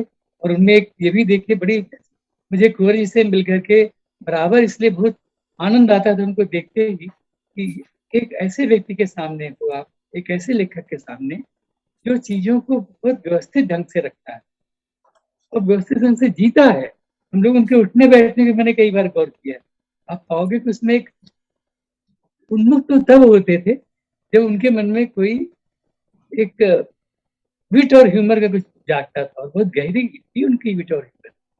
बहरहाल तो ये सभी कलाओं से दोस्ती, तो दोस्ती में उसमें से वो आने वाला आनंद, उसमें से मिलने वाली चीजें और उसका उपयोग, क्योंकि दोस्तियां मेरा मानना है कलाओं से उन्होंने इसलिए की, उनको ये पता था कि हर बार इससे मुझे कुछ मिल रहा है एज द राइट। क्योंकि विनोद जी ने बिल्कुल ठीक कहा, तो खैर जानी हुई बात है, हम लेकिन अलग से भी कहने वाली बात है कि थे तो वो एक बड़े कवि और लेखक। क्योंकि देखिए ये भी सोचने वाली बात है कि बड़ा लेखक और कवि ही उक्तियों में बात कर सकता है, क्योंकि उसकी उक्ति में फिर कई स्तर बने। अभी देखते बहुत सारे लोग कविताएं लिखते हैं, एक वक्ता भी सही लगती है, उसमें बहुत जान नहीं लगती, उसमें वजन नहीं लगता, क्योंकि उसके पीछे अनुभव नहीं। अभी आपने भी कुछ उद्धृत की, कुछ शंपा ने की, कुछ विनोद जी ने की, तो मुझे भी लगता था अरे कुंवर जी तो बहुत उक्तियां बहुत उनके यहाँ है, आप पाओगे जो फिर लोग उसको बाकायदे कंठस्थ कर लेते हैं, दोहराते हैं। जैसे आपने ही मान लीजिए, आपने तो श्रमिक पात्र ही रचा था। मेरा मेरा पड़ोसी है एक पेड़। तो ये चीज कहाँ से आती है कि आप उक्ति में बात कह रहे हो, क्योंकि वक्तव्य तो फिर सब समय बहुत मर्म वाली, बहुत गहरी नहीं होती उक्तियां कि आपने कहा तो वो एक बड़ी चीज बन जाएगी, पर उनके यहाँ वो बड़ी चीज बनती है। और मेरा मानना है कि इसमें, और मैं इस किताब को बनाते हुए ये धारणा मेरी और गहरी हुई, ये जो उक्तियां वो कर सके बड़े सार्थक ढंग। और आप देखो तो ऐसी ऐसी उक्तियां हैं कि पता नहीं आपको क्या क्या दिखा देती। जैसे वही देखिए कि दिल्ली की ओर मैंने बंधे हाथों को ही जाते हुए देखा। एक एक उक्ति में आप एक पूरा इतिहास कई कालों का या उसके दिल्ली के महत्व का या अमहत्व का आप बता देते। और आप देखो उनकी जो चीजें हैं फतेहपुर सीकरी को लेकर, बाकी उनकी बड़ी गहरी दिलचस्पी थी वास्तविक। इस किताब को बनाते हुए फिर मैंने एक बार पहचाना, इसकी ओर मेरा खुद का बहुत कम ध्यान गया, क्योंकि वो उनके जैसे वृंदा वाली कहानी, तो जब जब वो फिर वो खजुराहो ही नहीं है, फिर उसमें मैं कुछ भी आप उनका पढ़िए तो उसमें जैसे भी गुड़ियों के खेल की चर्चा की थी शंपा ने, अब कहानियां देख लीजिए, अब कविताएं देख लीजिए, उसमें कहीं न कहीं से इसकी बनावट, अगर आप इसको वास्तविक न भी कहो, एक संरचना, एक मजबूत संरचना, वो ऊपर से आपको लगेगी ये संरचना नहीं है शायरी, ये तो बड़ी प्रवाह में कुछ कहा जा रहा है। और जब आप इस पर सोचने बैठते हो तो लगता है कि इसके तो खंभे बड़े मजबूत है इस रचना के। तो वो जो खंभे मजबूत हुए हैं वो इन कलाओं से उनकी दोस्ती के कारण मजबूत है, क्योंकि ऐसे अचानक कोई खाली दिलचस्पी के कारण इतनी गहराई में नहीं जाता। फिर तो लिखने की बात भी सोचे, वो चर्चा की बात भी सोचे। कितनी बार देखिए खुद मुझे उनके साथ बात करने में इतना आनंद आता था जब जब हमारी बातें किसी भी प्रसंग में हुई, और कलाओं के प्रसंग में बहुत हुई है। जैसे जब मैं ललित कला के लिए कला और कविता किताब बना रहा था, कुंवर जी की कविताएं भी उसमें हैं, रंगों पर उनकी कविता है, तो चर्चा होती थी। और फिर उनके यहाँ जब अभी इस किताब को बनाते हुए फिर जो मेरी प्रिय कविताएं हैं उनका मुझे ध्यान आने लगा। जैसे देखिए उनकी जो कविता है, एक शायद सुनाया ना, उसमें प्रसंग आता है गोमती तट पर, कुछ एक घाट का जिक्र है। और एक बार मैं कुंवर जी के साथ बड़ा अच्छा संयोग हुआ था कि हम लोग अयोध्या जा रहे थे, जाते समय लौटते समय उनके यहाँ रुका था। मतलब हम सभी लोग थे, कई लोग, ओम थानवी थे, अशोक जी थे, और एक दिन मुझे याद है सुबह सुबह हम लोग गोमती उनके साथ घूमने निकले थे। उस सुबह की याद मुझे बहुत आती। तो उसमें कुंवर जी हमारे साथ सब समय यहाँ नहीं थे, वो अपना हमको कॉलेज दिखा रहे थे जहाँ उनकी पढ़ाई हुई थी, फैजाबाद में। तो मैं बराबर ही देखता था, अब इसकी ज्यादा याद आती कि उनको उनके यहाँ सीढ़ियाँ हो, कमरे हो, फिर कोई भवन हो, कोई घाट हो, तो उसका पूरा चित्र ऐसे तो नहीं खड़ा हो जाता ना, until unless you have a great interest। तो मेरी इच्छा ये है, और जो भूमिका मैं लिखना चाहता हूँ, जो बातें भी आपसे कह रहा हूँ, कुछ और भी मन में है, उनमें इसको प्रमुखता से कहना चाहता हूँ। क्योंकि इस किताब को जो मैं बना रहा हूँ, मेरी भूमिका देखिए केवल इतनी ही है कि सामग्री जो अप्रकाशित है या असंकलित है उसको इकट्ठा करूं। जो संकलित है उसमें चुनूं इस किताब के लिए, क्योंकि मैं इस किताब को इस रूप में देखता हूँ कि जितनी बातें मैं भी आपसे कर रहा हूँ इस कार्यक्रम में आप सबसे, वो दिखाई पड़े अरे बानगी के रूप, जिसमें सारी कलाएं आ सारी। इसमें मेरी इच्छा ये है कि संगीत, नृत्य, नाटक संबंधी जो उनके लेख हैं, उनकी कविताएं हैं, कहानियां हैं, अंश हैं, वो संदर्भ के साथ पुस्तक में आ जाएं, ताकि हम उनके इस विस्तार, उनके इस आकाश को और गहराई में जाकर समझ सकें और वो हमारे भी काम आए, और वो हमारे बहुत काम आने वाला मेरा मानना है कि जो लोग भी फिर उनकी चीजें से पढ़ते ही रहे, उनकी जो किताबें हैं। और बहुत अच्छा हुआ है कि किताबें बनी हैं, जैसे लेखक का सिनेमा एक जो किताब बनी है, या हाशिए का गवाह, जिसमें ऐसी कविताएं हैं जो थोड़ा अलग हटकर हैं, जो इन्हीं कलाओं से संबंधित हैं, या कवियों लेखकों पर हैं। तो ये जो उनका विस्तृत आकाश, उसकी बानगी हो ये किताब, ऐसी मेरी इच्छा है। वाह, बहुत बहुत बधाई आपको इस किताब के लिए। जी, एक बात छोटी सी जोड़ना चाहूंगा कि जो कि महत्वपूर्ण है उनकी कलाओं के रिश्ते के बारे में, कि एक तो कुंवर नारायण जी का कविता में भी, जैसे जो आत्मजयी पढ़ेगा या उनकी प्रबंध काव्य दूसरे पढ़ेगा, या उनकी दार्शनिक और पौराणिक चिंताएं और मृत्यु के बारे में बहुत गहरे सवाल, लेकिन उनकी कविताओं की रेंज बहुत थी। वो कभी कभी बड़े हल्के मूड की कविताएं भी लिखते थे, जो कि बहुत कम लोग, मैं तो काफी उनसे आरंभ में हमने उनकी एक कविता छापी भी थी, उसमें एक रविवार के बारे में है, वो मर्लिन मनरो का नाम आता है, मेरी भव वादा हरो, और संपादक कतार की कुछ भेजिए, वो कहते हैं अरे आप भी तो कुछ भेजिए। तो वो उन्होंने, तो यानी कि एक तो इस कलाओं के रिश्ते में मैं आपको बताऊं, एक बात मुझसे उनकी काफी इंटरव्यू में उन्होंने से कहा भी है कि चंदगी राम का उन दिनों बहुत नाम था।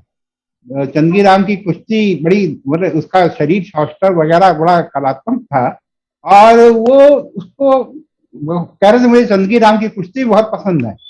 मतलब यानी ये नहीं है कि आप अगर मोत्सार्ट की 40वीं सिम्फनी या 41वीं सिम्फनी पसंद करते हैं तो आप चंदगी राम को नहीं पसंद कर सकते। मतलब वो उसको एक तरह से टोटलिटी में उनकी जो कलाओं से रिश्ता था ना, कि कुश्ती में भी कला होती है। किसी असल में ये जो आमतौर पे हम, जैसे पोलांस्की की फिल्म जो पहली है नाइफ इन द वाटर, उसके बारे में मैंने बहुत पहले साइट एंड साउंड में पढ़ा था शायद, कि उसमें हिंसा के कुछ दृश्य हैं चाकू से, जैसे वो भी बैले लगते हैं। यानी कि वो जो रिश्ता होता है ना साहित्य कला से। अब थिएटर की जहां तक बात है, क्योंकि हैवदन जब लखनऊ में किया गया, आनंद जी उनके घर ठहरे थे और मैं कई बार उनसे मिलता भी था, हैवदन मैंने देखा भी वहां पर। तो उसमें तो सर्वेश्वर जी और कुंवर नारायण ने गीत लिखे हैवदन में। तो थिएटर, लेकिन उनका मेरा ये ख्याल है कि संगीत से, खासतौर पर भारतीय संगीत, शास्त्रीय संगीत से, और ये सिनेमा, आधुनिक सिनेमा से, ये जो यूरोपियन सिनेमा खासतौर पर, उससे उनका रिश्ता जो है उनके लेखन पर सबसे अधिक उसका नजदीकी है।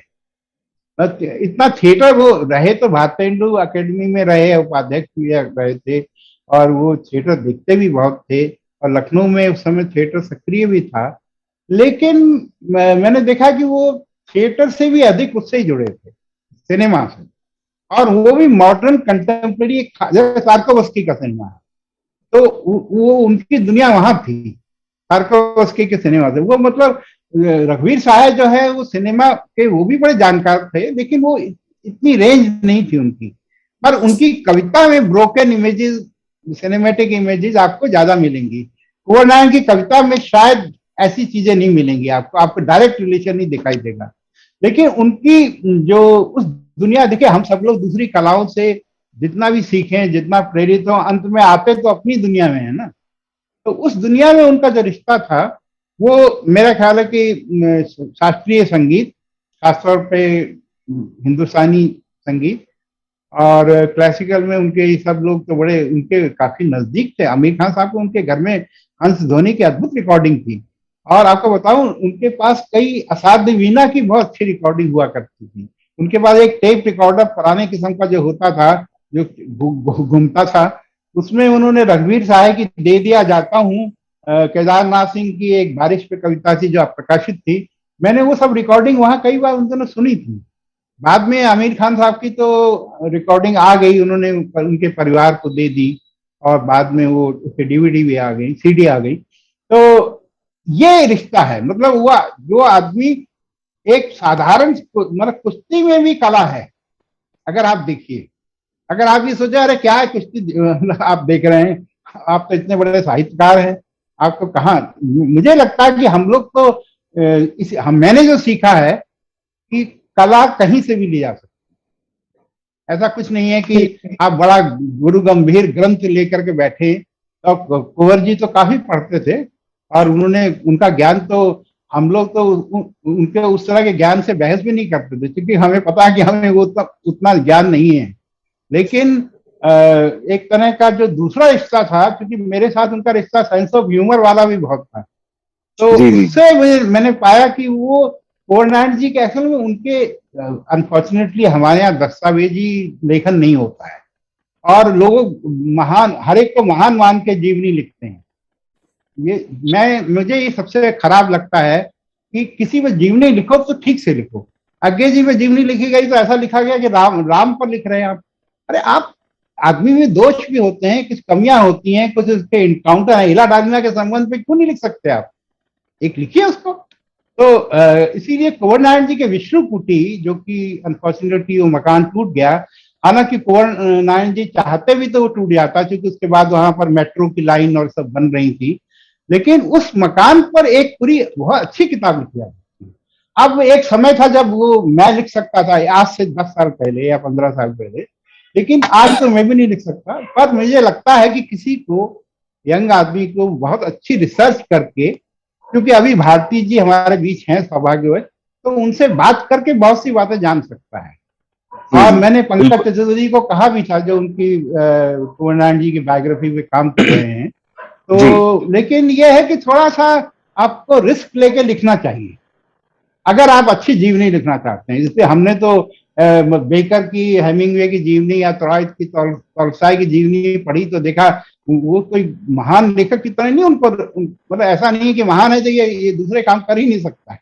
तो कुंवर जी के बारे में मुझे लगता है विष्णु कुटी पर एक अलग से उस मकान पे एक पूरी किताब हो सकती है। जी जी, बहुत अच्छा आपने विचार रखा है। और विष्णु कुटी सच में कुंवर जी के जीवन काल का एक बहुत ही महत्वपूर्ण हिस्सा, एक बहुत महत्वपूर्ण भाग या फेज काल कह सकते हैं, यहाँ पे शतरंज के खिलाड़ी और तो बतौर कलाकार चंपा, आप किस तरह की कला बिंब उनकी कविताओं और कहानियों में पकड़ पाती है? एक तो ये कि जब बात चली है विष्णु कुटी की, तो मैं भी ख्याल करती हूँ कि मैं बहुत छोटी थी तब दो एक बार हमारा पूरा परिवार उनके घर वहीं रुकता था। और एक बार तो संयोग से ऐसा भी हुआ था कि पंडित जसराज भी वहां थे और हमने घंटों उन्हें सुना था, और ये बिल्कुल एक अद्भुत अनुभव था कि आप उन्हीं के साथ खा भी रहे। हालांकि मैं बहुत छोटी थी तब, और लेकिन वो एक अनुभव था। और खास तौर पे उनकी जो लाइब्रेरी, मैं तो उन किताबों के बीच में एक तरह से खेल ही रही थी, पर वो इतनी किताबों के बीच में होना, और वो भी ऐसे व्यवस्थित तरह से जिसका जिक्र भी हो रहा था, उस घर में होना ही एक तरह से कलाओं के बीच में,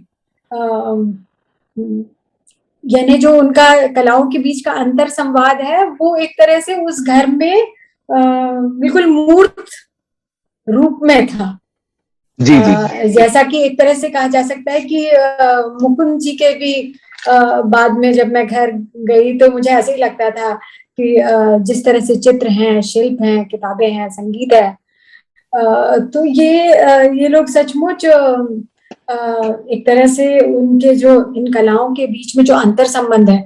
और मुझे ख्याल आता है कि कुंवर जी ने कहीं कहा भी है कि उनसे किसी ने पूछा कि आप कहानी क्यों लिखते हैं, क्या कविता से ही भरपाई नहीं होती और इतनी तमाम कलाओं में भी रुचि रखते हैं? तो उन्होंने कहा कि ये क्रॉस पॉलिनेशन शब्द उन्होंने इस्तेमाल किया है मेरे ख्याल में। उन्होंने कहा कि क्रॉस पॉलिनेशन की जरूरत होती है, वरना कोई भी चीज में एक किस्म का गतिरोध उत्पन्न होने की संभावना होती है। और वो जब भी किन्हीं दूसरी विधाओं के साथ में अंतःक्रिया करती है तो उसमें एक किस्म की निकासी बनती है, एक नई निकासी बनती है। तो ये मुझे बहुत दिलचस्प बात उनके संदर्भ में उन्होंने जो कही, मैं समझती हूँ कि जैसा उन्होंने लिखा भी है और विनोद जी बता रहे थे, वो मलारमे वाली कविता का जिक्र कर रहे थे विनोद जी। जी जी जी। उसमें उन्होंने कहा कि उन्होंने वो जो उसे अनुवाद कर रहे थे, तो विशेष रूप से वो जो वागनर के संगीत के पर मलारमे ने कविता लिखी थी और उसका स्ट्रक्चर इतना, तो उसे अनुवाद करते हुए उन्होंने लिखा कि जब वो अनुवाद कर रहे थे तो उन्हें समझ में आया कि इसे हिंदी में ठीक ठीक अनुवाद करना असंभव सा है। और उन्होंने खुद कहीं कहा है कि वो जो अनुवाद किए वो ये समझो कि ना वो अनुवाद थे, न मलारमे की कविता बची थी एक तरह से, और न कोई नई, ये मेरी नई उत्पत्ति ही थी। लेकिन उन्होंने कहा है कि इस क्रिया में, इस अंतर क्रिया में, ये जो अनुवाद करने की जो कोशिश थी उसमें उन्होंने कहा है कि अचानक से कविता से जो सघन नाता बना उनका, वो इस अनुवाद करने की प्रक्रिया में बना। तो ये भी मुझे बहुत दिलचस्प लगा था। और एक मैं कहीं पढ़ रही थी जहां वो नाटकों के बारे में लिख रहे हैं, तो उसमें एक मुझे उनका ऑब्जर्वेशन बहुत अच्छा लगा था। वहां वो कहते हैं कि नाटक में क्या होता है कि अभिनय और अभिनय है और रंग, मंच की सज्जा है और ध्वनि है, संगीत है, नृत्य है, उसके बीच में शब्द के लिए बहुत कम जगह जो है वो सक्रिय हो जाती है। उन्होंने भी 2 नाटक लिखे थे, तो वो कह रहे हैं कि और एक तो उन्होंने ये बात भी बहुत अच्छी ऑब्जर्व की है कि नाटक में जो भाषा है वो मूल रूप से मौखिक होगी, उसे उच्चारित करना होगा, उसे बोला जाएगा, तो उसमें एक बोलने की सहजता। तो उन्होंने कहा है कि क्योंकि शब्द के लिए नाटक में, नाटक विधा में शब्द के लिए स्थान जो है वो एक तरह से थोड़ा सकरा हो जाता है, तमाम दूसरी कलाओं की उपस्थिति होती है। इसी कारण से वो कहते हैं कि इसी अंतर विरोध ये है कि उसी कारण से शब्द का महत्व बढ़ जाता है। और अब मतलब तुम क्योंकि चित्रकार हो और मैं स्वयं एक शिल्पकार हूँ, तो मैं जो तुम्हें कह रही थी कि कविताओं पे चूंकि थोड़ी बात हो चुकी है, तो मैं फिर से कहानी का मुझे ख्याल आ रहा है कि उनकी एक कहानी है, शायद जन्मति नाम है, बहुत ही इंटरेस्टिंग सी, बहुत ही कॉमिक, जिसका जिक्र विनोद जी कर रहे थे। और एक तरह से बाइसिकल थीफ की से उसका और कोई नाता नहीं है, पर इसमें एक व्यक्ति है, सादिक मियां, वो अचानक से एक साइकिल रखी हुई है और फॉर नो रीजन वो उसे उठा के चल पड़ते हैं कि ये कह के कि देखो बिना ताला लगी हुई साइकिल है, तो चल पड़ते हैं। और तो इस कहानी में जो विशेष बात मुझे कला की दृष्टि से, चित्र की या शिल्प की दृष्टि से लगी, वो ये है कि अगर तुम इस कहानी को पढ़ोगे तो इसमें लगातार जो पर्सपेक्टिव है, जहां से कहानीकार, जो लेखक है, वो लिख रहा है, वो पर्सपेक्टिव लगातार चेंज कर रहा है। कभी हम सादिक मियां की दृष्टि से देख रहे हैं, कभी हम वो भैंसों की दृष्टि से देख रहे हैं जिससे उनकी साइकिल टकरा गई है, कभी वो जो भीड़ है वो भीड़ किस तरह से देख रही है, और फिर वो साइकिल रिपेयर करने वाला आता है, फिर वो जो भैंस,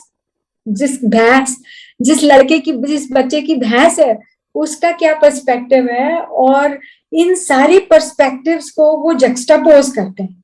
तो मैं एक शायद एक कलाकार होने के नाते मुझे ये जो जेक्स्टापोजिशंस थे और ये जो लगातार चेंज होता हुआ पर्सपेक्टिव था, वो बहुत दिलचस्प लगा था। और अंत में तो ये होता है कि एक पैराबल में कहानी का जो पूरा जो ट्रीटमेंट है इस कहानी का, वो एक पैराबल की तरह से है। इसमें लोगों का जो व्यू पॉइंट है, जो अचानक से उनमें धर्मात्मा बनने की और कुछ अच्छा कर गुजरने की और न्याय, खास तौर पे न्याय कर गुजरने की जो इच्छा बलवती हो जाती है, उसका बड़ा कमाल का बहुत ही सूक्ष्म उस पर व्यंग है कह लो। एक अजीब किस्म से, एक अजीब कोण से उस पर हंस रहे हैं, ऐसा लगता है। अरे, तो आपने ये कहानी के बारे में भी काफी अच्छे मतलब वो कहानी में आपने जैसे जिक्र किया कि उसमें साइकिल है, भैंस है, लड़का है, भीड़ है, इतने तरह के पात्र हैं ये, और आपस में उनको जिस तरह से जक्सपोज करते हैं, और उसमें फिर भाव, जो ये व्यंग वाला भाव आपने कहा कि अच्छा कर गुजरने के ऊपर भी एक कुछ व्यंग की उनकी एक नजर रखना चाह रहे हैं, तो ये इस तरह का काफी बढ़िया है। और अभी जब विनोद जी बात कर रहे थे कुंवर जी की माँ की और बहन की, तब मुझे उनकी कविता नीम के फूल बड़ी याद आ रही। उसमें उस कविता में उनकी माँ की और बहन की प्रेजेंस है, तो ये बड़ा अच्छा है कि मैं मतलब नीम के फूल को याद करते हुए कुंवर जी का अभी स्मरण कर पा रहा हूँ। तो और मैं मुझे अपने भी मन के नीम के फूल उनको समर्पित करना चाहता हूँ। जी, और मुझे भी उनकी जब विनोद जी बात कर रहे थे, वो जो उनका बचपन में मृत्यु से बहुत ही करीबी और बहुत ही हिला देने वाला जो उनका अनुभव था, संभवतः उन्होंने कहीं लिखा भी है। और जब मैं नहीं जानती थी, तब भी जब मैंने आत्मजयी की कविताएं खास तौर पे, और जैसा कि विनोद जी ने, प्रयाग जी ने कहा है कि उनकी कविता में मृत्यु की उपस्थिति एक बहुत शाश्वत उपस्थिति है, जिसको कि एक तरह से वो समझना चाह रहे हैं। और खास तौर पे जब विनोद जी उनकी माँ का, और ये टीबी वाली बात मुझे पता नहीं थी, तो मुझे ख्याल आ रहा था कि नचिकेता कविता के संदर्भ में उन्होंने शायद ये कहा भी है कि उसे लिखकर एक तरह से मृत्यु के भय पर एक हद तक वो उस पर एक किस्म का काबू पा पाए उस कविता को लिखकर।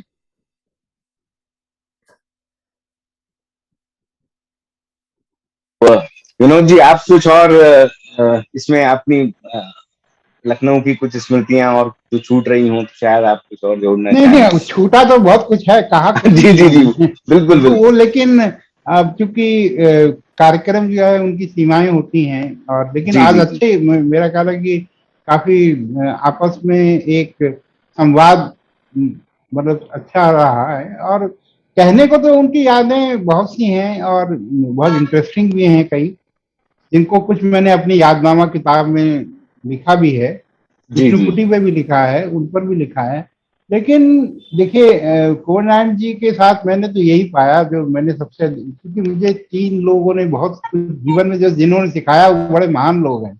एक रघुवीर साहब, एक कुंवर नारायण और एक विष्णु खरे।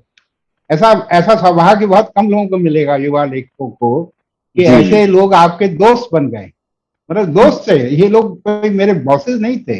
रघुवीर साहब बॉस होते हुए भी उनके साथ में जब गाड़ी में जाता था दरियागंज, 1 घंटे का रास्ता था, हम लोग की जो बातचीत है वो किसी भी विषय पे होती थी, मतलब ऐसा कोई सीरियस। तो वो मुझे एक अजीब, मेरे जीवन की एक अजीब ये बात है कि ऐसे बड़े लोग मेरे लिए दोस्त बने।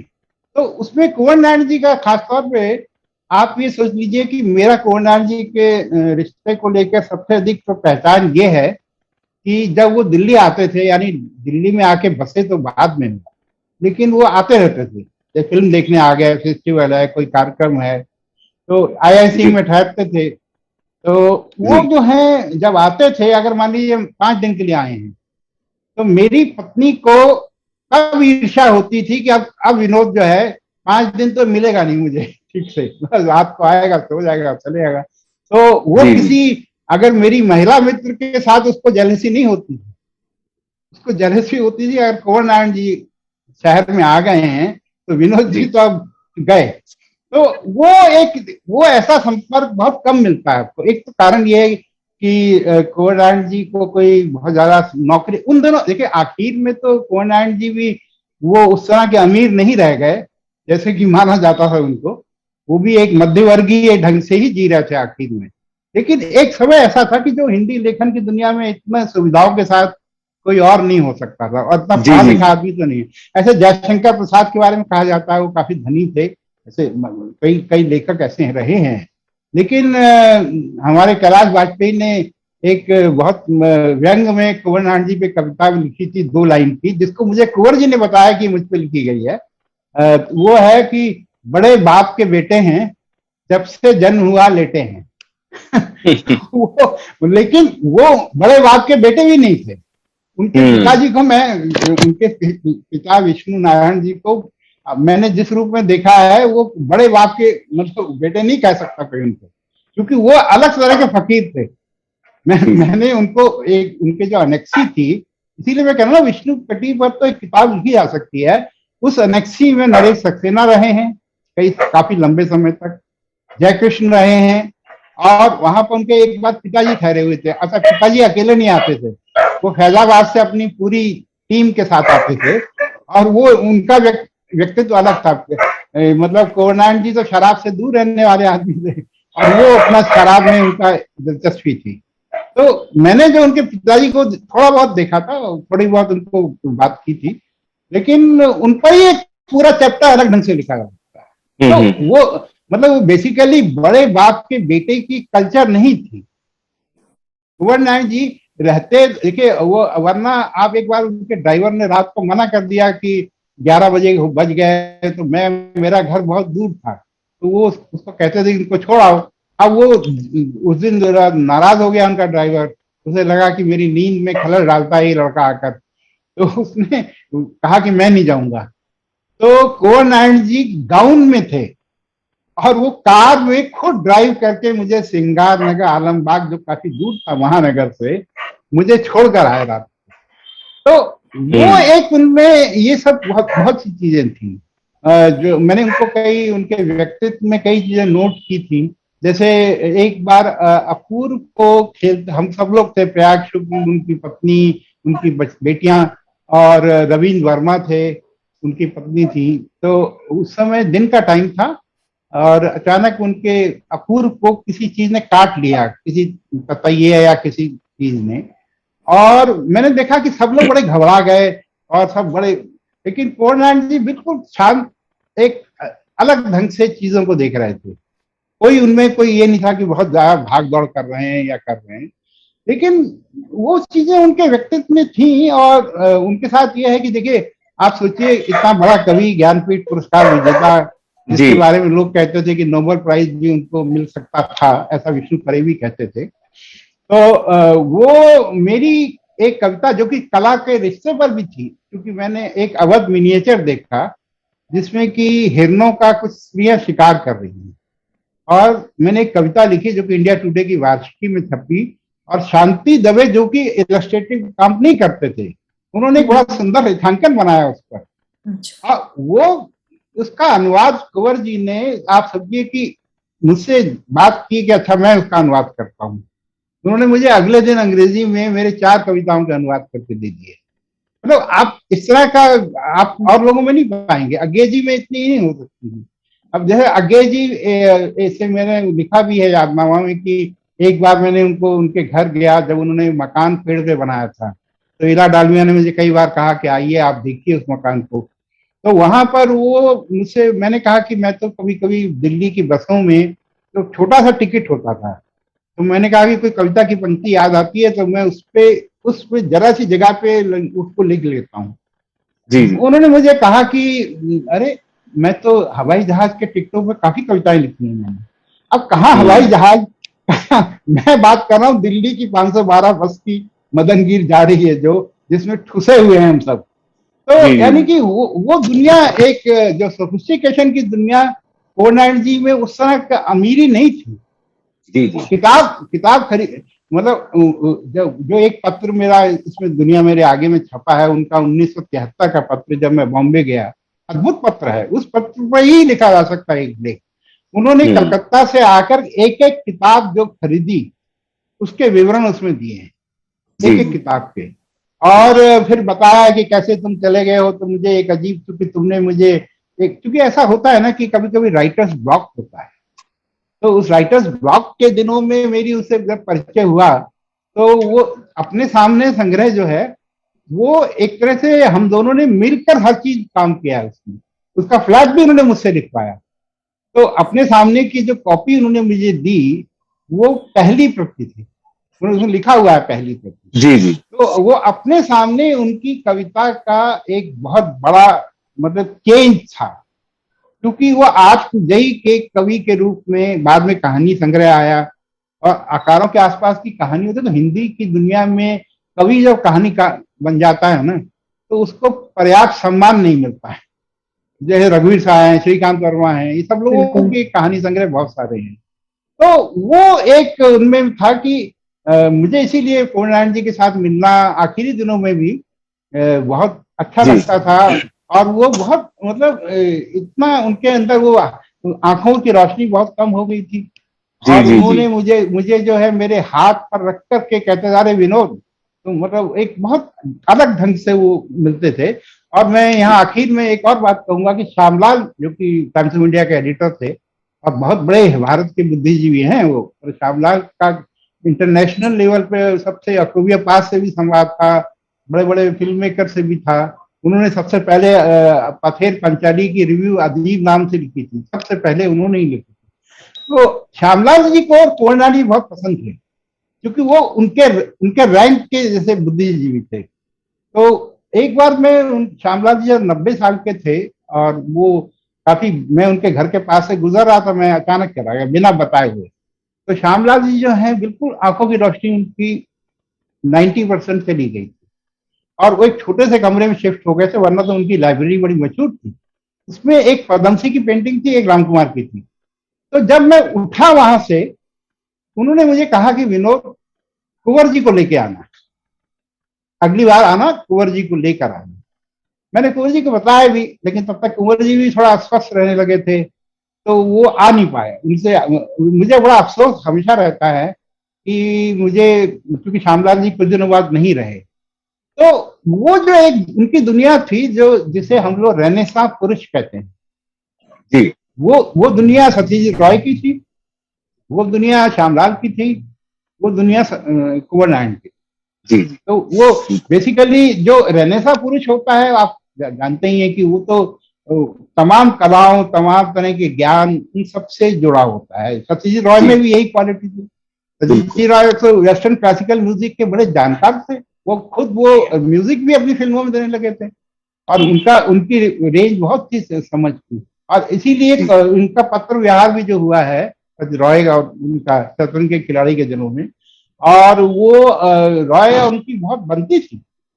तो ये कहीं नहीं है, वो रेनेसां पुरुष होने का मतलब होता है कि आप, उतनी योग्यता बहुत कम लोगों में होती है। तो जी जी ये इसीलिए उनका अनेक कलाओं से इतना गहरा संबंध था।